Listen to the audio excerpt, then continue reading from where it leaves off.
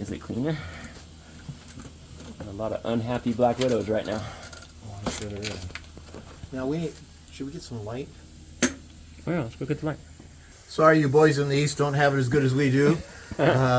You're all freezing back there, but fortunately we don't have that problem here. And it's almost December.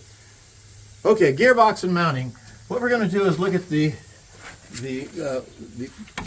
where the mount over here on the other side to make sure there's no loose bolts or anything, like right up in here, and making sure that the mount for the steering, where the steering comes down, right in here is okay, and it appears to be okay.